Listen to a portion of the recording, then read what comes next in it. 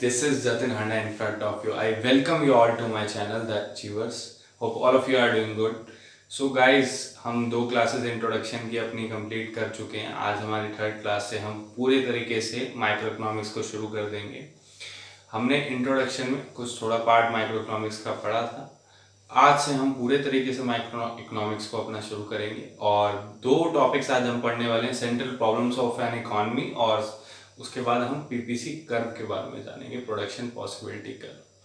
तो central problems को हम सबसे पहले क्यों पढ़ रहे हैं, क्योंकि प्रॉब्लम्स ध्यान देने लायक हैं गाइस. तो शुरू करते हैं सबसे पहले central problems of an economy से. तो guys central problems of an economy की मैं बात करूं तो 3 तरह की होती हैं guys. First, allocation of resources.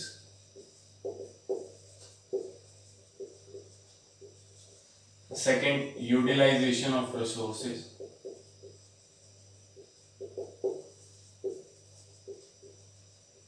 और थर्ड, ग्रोथ ऑफ रिसोर्सेस. तो गाइस जान लेते हैं कैसे प्रॉब्लम्स हैं. सबसे पहले एलोकेशन ऑफ रिसोर्सेस की बात कर लेते हैं.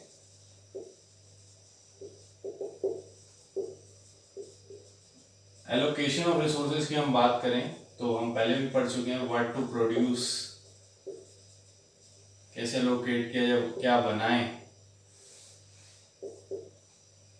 हाउ टू प्रोड्यूस, कैसे बनाएं. फॉर whom टू प्रोड्यूस, किसके लिए बनाएं. तो कैसे ये प्रॉब्लम्स हैं. हम अलग अलग इकोनॉमी, जो 3 तरह की इकोनॉमी हमने पढ़ी थी, private, public and mixed economy, उसके बिहाफ पे भी हम इसको समझेंगे. सबसे पहले जान लेते हैं ये क्या होता है. तो व्हाट टू प्रोड्यूस कैसे प्रॉब्लम है. It is a central problem in which we decide whether we have to produce consumption goods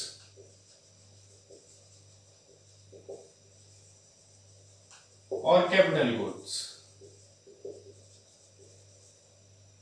Whether we have to produce luxury goods or normal goods, war goods, peace goods, inferior goods. Which type of goods we should produce that we efficiently use or scarce resources to fulfill or satisfy our wants. कैसे हम अपने resources का Fuller utilisation कर सकते हैं. Fuller utilisation तो एक M होता है, कर कोई भी इकोनॉमी नहीं पाती है उसे. एक एम रहता है हमारा कि कैसे हम किन गुड्स को बनाएं तो हम उस रिसोर्सेज से ज़्यादा आउटपुट गेन कर सकते हैं, ज़्यादा लोगों को बेनिफिट दे सकते हैं. अब इसके बाद हम बात करें हाउ टू प्रोड्यूस, तो 2 तरह की टेक्निक्स होती हैं. एक होती है लेबर इंटेंसिव टेक्निक और एक होती है कैपिटल इंटेंसिव टेक्निक. गाइस जो लेबर काम करेगी, लेबर इंटेंसिव टेक्निक के बारे में मैं आपको बताऊं तो वहां मशीन का कम यूज होगा, लेबर्स का ज़्यादा उसमें वर्क करेंगे. Greater use of the labours and less use of machinery, उसे हम कहेंगे लेबर इंटेंसिव टेक्निक. तो लेबर इंटेंसिव टेक्निक से कोई भी काम होगा तो एफिशिएंसी कम होगी, टाइम ज़्यादा लगेगा, कॉस्ट ज़्यादा लगेगी और आउटपुट कम आएगा. तो क्या इससे ग्रोथ हो पाएगी? तो गैस ग्रोथ नहीं हो पाती. लेकिन हम बात करें कैपिटल इंटेंसिव टेक्निक की तो एफिशिएंसी अच्छी होगी, मशीन से काम होगा, जल्दी होगा, कॉस्ट कम लगेगी, आउटपुट ज़्यादा आएगा, ग्रोथ अच्छी होगी. लेकिन कैपिटल इंटेंसिव टेक्निक से जो ग्रोथ होगी वहाँ मशीन्स का ज़्यादा यूज़ होगा, लेबर का कम यूज़ होगा. तो इस तरह की जो टेक्निक होगी उसे हम कैपिटल इंटेंसिव टेक्निक कहेंगे. लेकिन जो इस टेक्निक में जो हमें ग्रोथ मिलेगी अच्छी मिलेगी, लेकिन हम उस ग्रोथ को जॉबलेस ग्रोथ कहेंगे.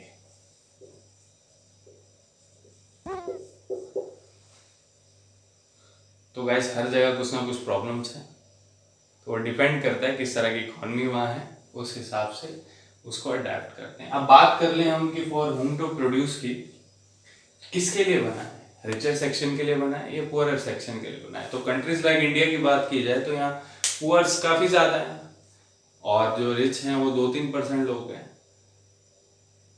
तो किसके लिए बना है ये एक प्रॉब्लम है।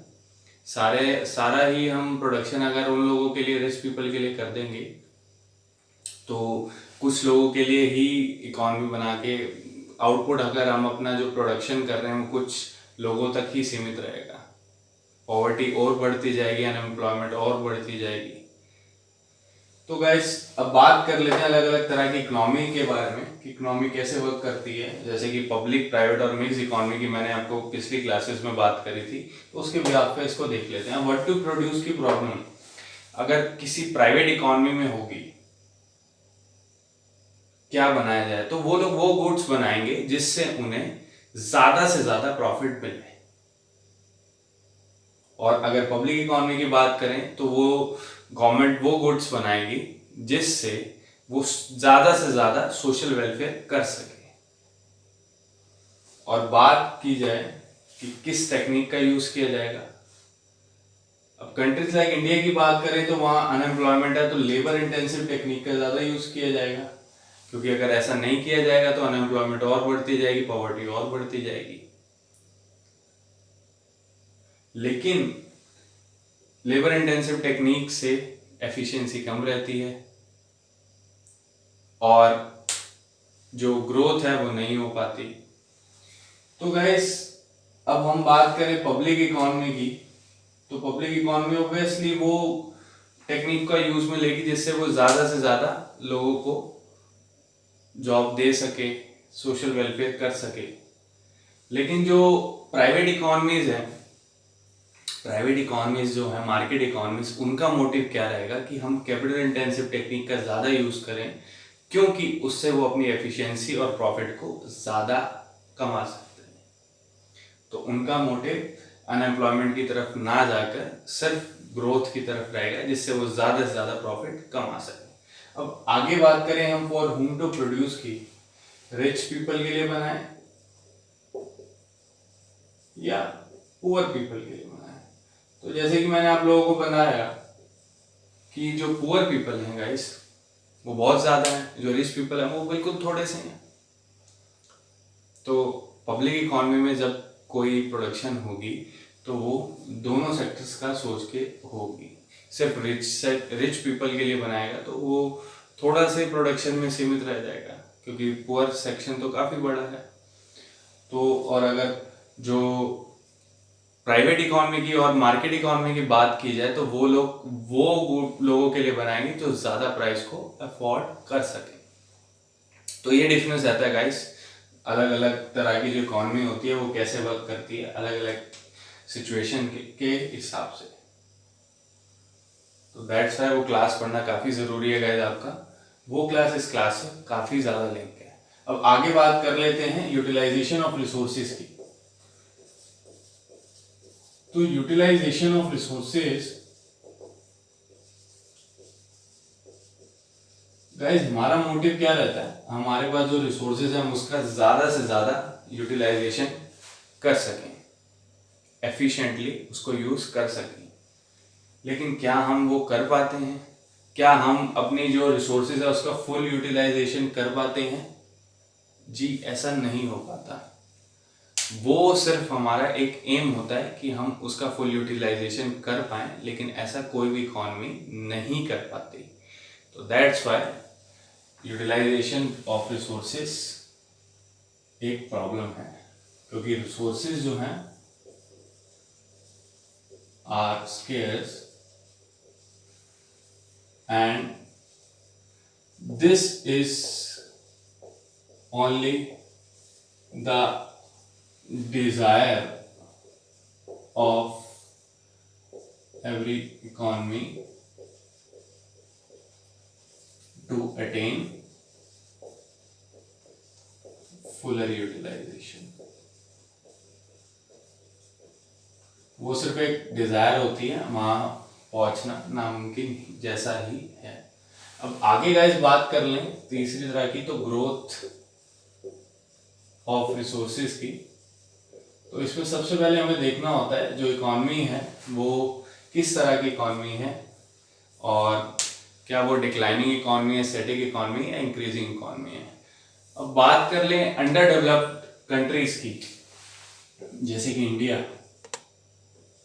तो अंडर डेवलप्ड कंट्रीज में हमारा एम क्या रहता है, पेस ऑफ ग्रोथ को कैसे इंक्रीज किया जाए, और जो डेवलप्ड कंट्रीज हैं उनका क्या एम रहता है, कैसे उस ग्रोथ को मेंटेन रखा जाए।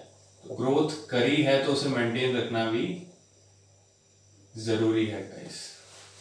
तो ये कुछ प्रॉब्लम्स हैं, अलग अलग तरह की इकॉनमी अलग अलग तरह से बिहेव करके अपने जो रिसोर्सेज का फुलर यूटिलाइजेशन करने की कोशिश करते हैं, लेकिन पूरा अटेन कोई भी इकॉनमी नहीं कर पाता। जब पीपीसी कर्व को हम समझ लेते हैं कि पीपीसी कैसे वर्क करता है एक एग्जांपल के साथ।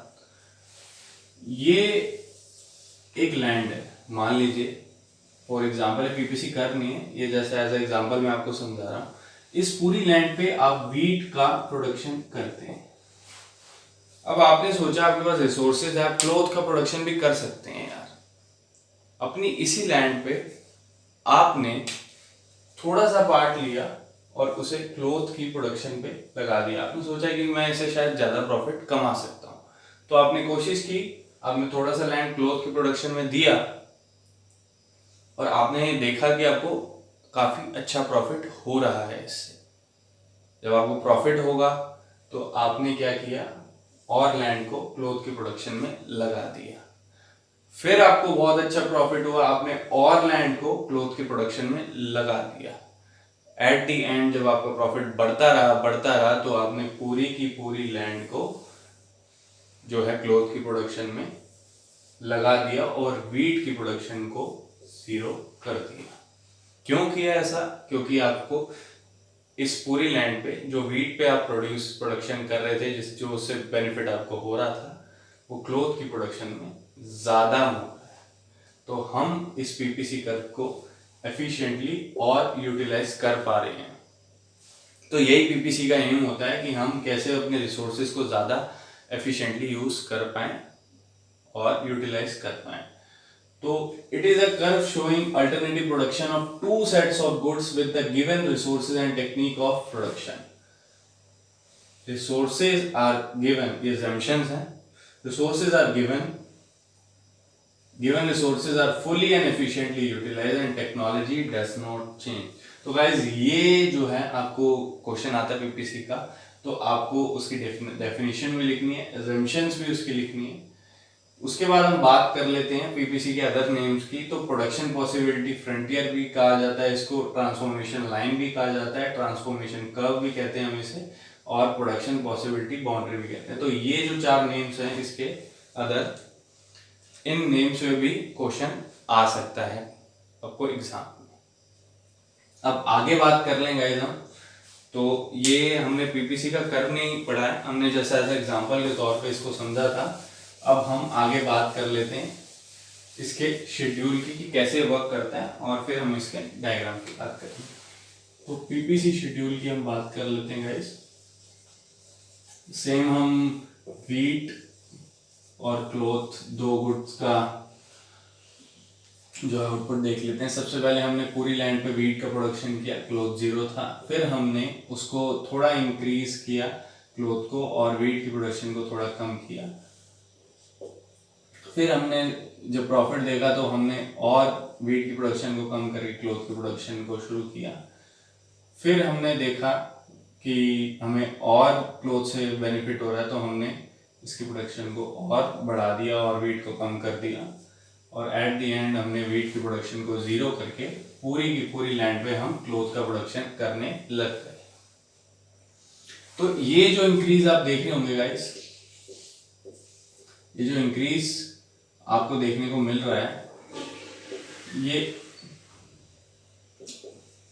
इंक्रीजिंग रिटर्न इंक्रीजिंग रेट को हम कहते हैं मार्जिनल रेट ऑफ ट्रांसफॉर्मेशन या मार्जिनल अपॉर्चुनिटी कॉस्ट। सॉरी। तो गाइस ये जो रेट ऑफ रिटर्न से हमें इंक्रीज देखने को मिल रहा है, इसमें बीट में डिक्रीज देखने को मिल रहा है, इसमें इंक्रीज देखने को मिल रहा है, ये जो गैप इसका बढ़ रहा है, इसे हम कहते हैं मार्जिनल रेट ऑफ ट्रांसफॉर्मेशन। अब गाइस हम इसके डायग्राम की बात कर लेते हैं। तो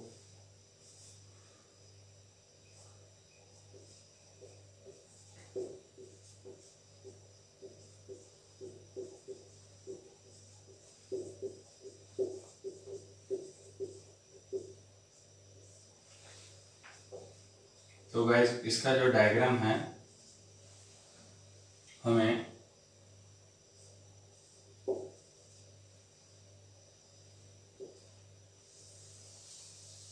ये पीपीसी कर्व का डायग्राम। ये डाउनवर्ड स्लोपिंग क्यों है? क्योंकि एक गुड को इंक्रीज करने पर दूसरे गुड को कम करना ही पड़ा, इसलिए जो पीपीसी का कर्व होता है वो डाउनवर्ड स्लोपिंग होता है। ये लाइन जो होती है ये फुलर यूटिलाइजेशन ऑफ रिसोर्सेज की लाइन होती है, जो कि हर इकोनॉमी का एम होता है उसे अटेन करने का, पर कोई कर नहीं पाती। ये अटेनेबल रीजन होता है जहां सारी इकोनॉमी वर्क करती है, और ये कांट बी रीच। तो ऐसा तो नहीं है कि फुल से ज्यादा कोई यूटिलाइजेशन कर लेगा किसी चीज का, तो ये पॉसिबल ही नहीं होता। यहाँ पर सारी इकोनॉमी वर्क करती है।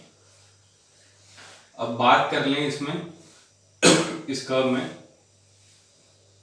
तो इसकी कुछ प्रॉपर्टीज भी होती हैं जो हम नेक्स्ट क्लास में पढ़ेंगे। ये पीपीसी कर्व है, और एक पॉइंट और मैं आपको बता देता हूँ, एग्जाम में काफी बार पूछा जाता है कि पीपीसी कर्व स्ट्रेट लाइन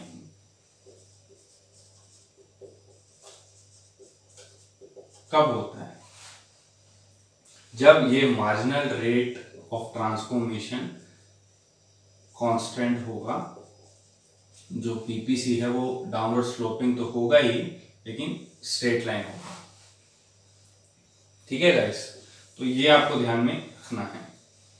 तो ये पीपीसी की कुछ प्रॉपर्टीज हैं। जब भी आपको पीपीसी के बारे में पूछा जाए तो डेफिनेशन आपको लिखनी है, अजम्पशंस आपको लिखनी है, उसका शेड्यूल बनाना है और डायग्राम भी आपको बनाना है, तभी आपको पूरे नंबर मिलने वाले हैं। पीपीसी की प्रॉपर्टीज की हम नेक्स्ट क्लास में बात करेंगे। तब तक के लिए guys thank you so much.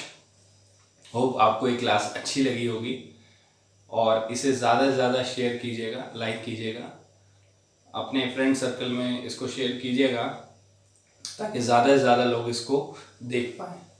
और इसके अलावा आप क्लासेस जो प्रीवियस क्लासेस है उसको भी रिवीजन में करते रहिएगा। जल्द हम इसके क्वेश्चंस भी करेंगे कुछ चैप्टर्स और होने के बाद। तो गाइस इसको सीरियसली लीजिएगा, इसको अपनी जो भी आप नोट करेंगे अपनी हैंड राइटिंग में नोट करिएगा, और अपने हिसाब से नोट्स को बनाइएगा और माइंड में फॉर्म में उसे करिएगा।